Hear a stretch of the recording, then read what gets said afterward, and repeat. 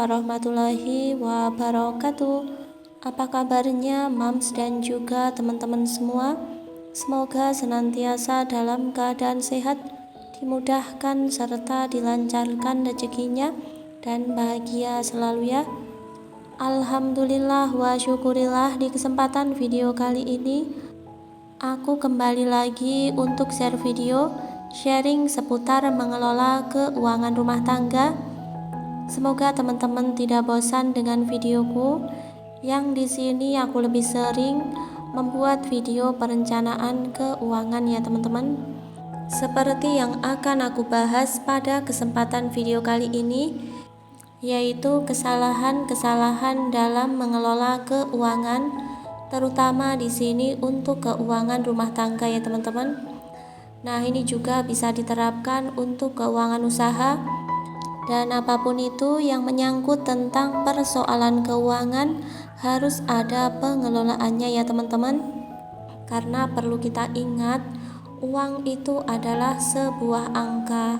Nah, angka itu sendiri bisa kita jumlahkan, bisa kita kurangi, bisa bertambah, bisa berkurang, bahkan bisa habis ya teman-teman. Tentu tergantung bagaimana kita mengaturnya. Nah, di sini apa saja kesalahan-kesalahan dalam mengelola keuangan? Sebelum melanjut ke videonya, di sini aku tidak ada maksud untuk menggurui siapapun. Di sini kita saling sharing bersama, belajar bersama untuk menjadi seorang ibu, seorang istri, dan juga seorang ibu rumah tangga yang lebih baik dari sebelumnya. Jadi teman-teman, untuk kesalahan pertama yaitu karena kita mempunyai perasaan berlebihan terhadap uang. Uang itu bukanlah pasangan hidup kita ya teman-teman, tapi memang tidak kita pungkiri bahwa setiap hari kita membutuhkannya. Uang itu hanyalah sebuah angka atau nominal saja, namun begitu melekat di dalam diri kita, karena setiap saat tentu yang kita pikirkan itu bagaimana kita bisa mendapatkannya ya teman-teman. Karena untuk mendapatkannya juga tidak mudah dan perlu perjuangan serta usaha, maka tidak jarang kita akan punya perasaan yang berlebihan terhadap uang yang kita dapatkan.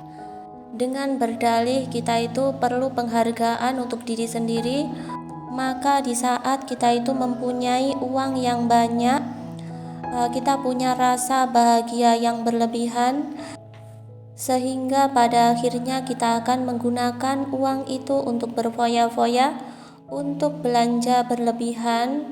Nah, belanja barang yang tidak kita butuhkan ya teman-teman. Lalu juga kita akan senang untuk berhura-hura, misalkan untuk jalan-jalan, setiap hari nongkrong, setiap hari jalan-jalan kayak gitu ya teman-teman. Jika hal tersebut kita biarkan, maka lama-kelamaan akan menjadi sebuah kebiasaan yang sulit untuk kita rubah. Nah, begitu uang habis, maka perasaan yang berlebih itu akan muncul, yaitu perasaan sedih yang berlebihan ya teman-teman. Nah, jadi di sini lebih baik kita itu di saat kita itu mempunyai uang banyak, maka janganlah kita itu terlalu sombong ya teman-teman.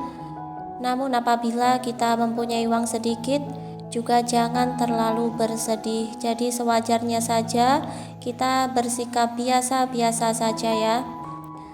Nah, uang itu memang kita mencarinya itu setengah mati ya teman-teman. Padahal uang itu sendiri tidak akan kita bawa mati, kecuali kita jadikan amal sedekah kita sewaktu kita masih hidup di dunia.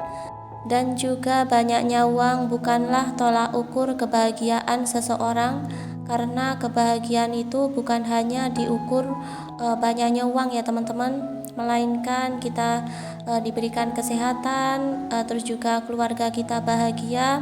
Itu juga sebuah anugerah yang tidak bisa kita beli dengan uang ya teman-teman.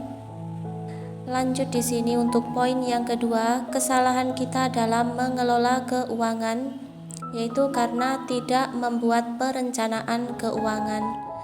Nah, tanpa kita membuat perencanaan keuangan itu sendiri, maka kita juga tidak dapat mengetahui kemana saja larinya uang kita, Dan misalnya uang kita itu cepat habis, jadi kita juga tidak tahu kenapa uang itu bisa habis ya teman-teman. Itu artinya keuangan kita itu lemah dan sulit untuk kita kontrol ya teman-teman. Nah, dengan kita membuat perencanaan keuangan, maka kita dapat mengetahui tujuan yang jelas kemana arah keuangan kita untuk kedepannya ya teman-teman. Jadi semakin banyak uang yang kita keluarkan tanpa perencanaan, maka akan semakin rentan pula keuangan kita itu dengan masalah ataupun persoalan keuangan.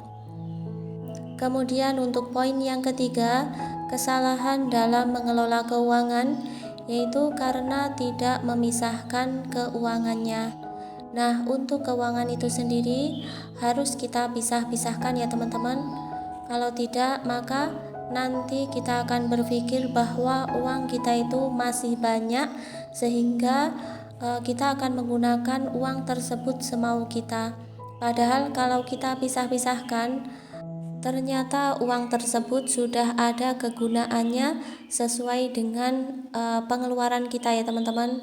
Misalkan untuk membayar listrik itu harus kita sendirikan, untuk membayar angsuran ya apabila punya cicilan hutang. Nah, itu juga harus kita sendirikan. Belum lagi untuk jajan dan juga untuk biaya makan sehari-hari ya teman-teman. Nah, kalau tidak kita pisah-pisahkan, itu nanti kita jadi merasa bahwa uang kita banyak, lalu kita akan berfoya-foya untuk berbelanja tanpa kita membuat perencanaan ya teman-teman. Kemudian kesalahan dalam mengelola keuangan untuk poin yang keempat, yaitu karena tidak mencatat pengeluaran.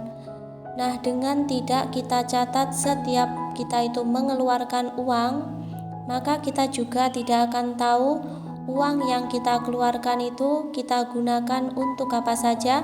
Apabila di akhir bulan ternyata uangnya itu tidak cukup, maka kita juga tidak akan bisa untuk mengontrol dan mengevaluasi keuangan di keluarga kita ya teman-teman. Dan poin yang kelima, kesalahan dalam mengelola keuangan, yaitu tidak melakukan evaluasi. Jadi di setiap poin di sini itu harus kita lakukan semua ya teman-teman, karena untuk poinnya ini berurutan ya. Nah, tanpa kita melakukan evaluasi, kita juga tidak dapat mengetahui kesehatan keuangan yang kita punya ya teman-teman. Nah, itu tadi untuk kesalahan-kesalahan dalam mengelola keuangan. Tentu di sini sesuai dengan pengalaman aku sendiri ya teman-teman. Sekian dulu video aku pada kesempatan kali ini. Wassalamualaikum warahmatullahi wabarakatuh. Sampai jumpa di video aku selanjutnya.